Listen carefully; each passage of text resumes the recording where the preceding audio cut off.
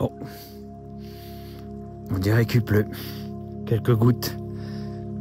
Tant pis, c'est pas grave. Le moment ici en forêt, marcher avec Dieu, n'est-ce pas quelque chose qui vaut plus que tous ces désagréments? Ça va être bien. C'est bien, c'est bien. D'ailleurs, regardez, je vous ai pris un petit bout avec moi pour cette balade. Ah, on entend le village en dessous.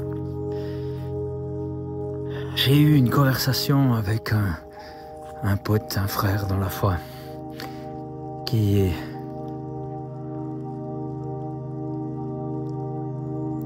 déçu parce qu'il aurait voulu de l'aide, puis il n'en a pas eu. Des gens lui ont dit qu'il en aura, puis on lui a prophétisé, annoncé des choses. Et puis lui, courageux, mais encouragé par ces personnes spirituelles, s'est lancé dans une affaire, et puis voilà. Maintenant, c'est difficile. Il y a eu des combats, c'était pas comme il a prévu.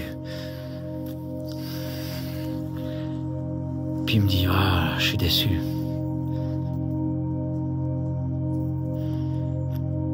Ah, je comprends. J'ai vécu ça.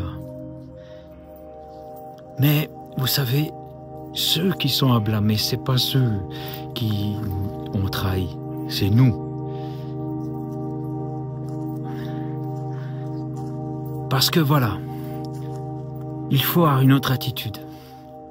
Et voilà, c'est quelque chose que j'ai trouvé dans mes balades avec Dieu et je vous le partage parce que ça va vraiment vous aider dans vos relations avec les autres, vos relations avec Dieu, avec vous-même, avec la chose que vous avez entreprise.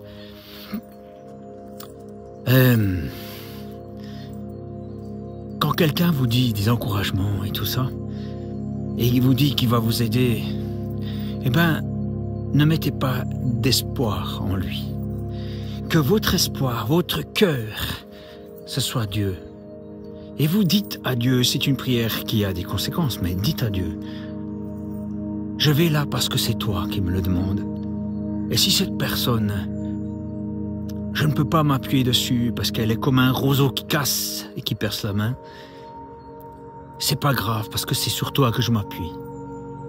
Ainsi, si le personnage, dans les difficultés, casse, ce sera pas grave, tu vas pas tomber parce que tu t'appuyais pas sur lui, ni sur une communauté, tu t'appuyais sur Dieu. C'est tellement mieux, tellement mieux. Ça m'est déjà arrivé, moi. Ça m'est déjà arrivé. Quelqu'un qui me disait, ah, je vais t'aider, tu verras, c'est super. Je me suis dit, wow, avec ça, là, tu vas vraiment s'en sortir, c'est super. Mais je me suis dit, non, Alain, non.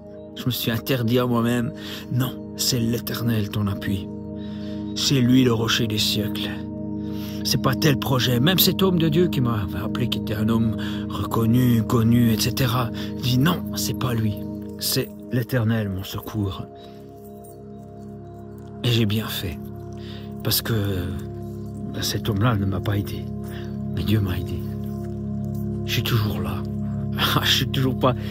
Dieu m'a aidé, mais il m'a toujours pas entièrement sorti de tous les défis qu'il y a. Mais je suis dedans et je suis toujours vivant.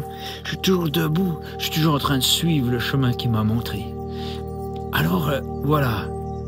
Et je suis pas déçu envers cette personne qui m'a dit qu'il m'aiderait. Je me dis, c'est normal. C'est un être humain. C'est normal. Vous vivrez mieux avec lui. Quand vous le verrez, vous serez pas genre, oui, tu dis ça en public, mais en réalité, ben, je dirais pas ça. Parce que je me dis, ben voilà, c'est un être humain comme moi. C'est l'Éternel ma force. De lui vient mon secours. Vous avez entendu cet oiseau? Quelque part là. C'est magnifique, ça n'a rien à voir avec la vidéo. Mais qu'est-ce que c'est bon. Pensez à cet être puissant qu'est l'Éternel qui a créé toute cette nature, ces montagnes, ces trucs qui vont continuer d'exister alors que nous, ça fera déjà des milliers d'années qu'on sera plus là.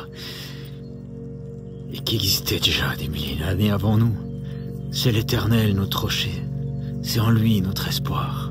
Et nous avons accès à Dieu, pas parce qu'on est plus malin, parce qu'on aurait plus compris, mais parce que Christ, à la croix, nous a donné accès au cœur du Père. D'ailleurs, faut que je vous laisse, j'ai rendez-vous avec ce cœur.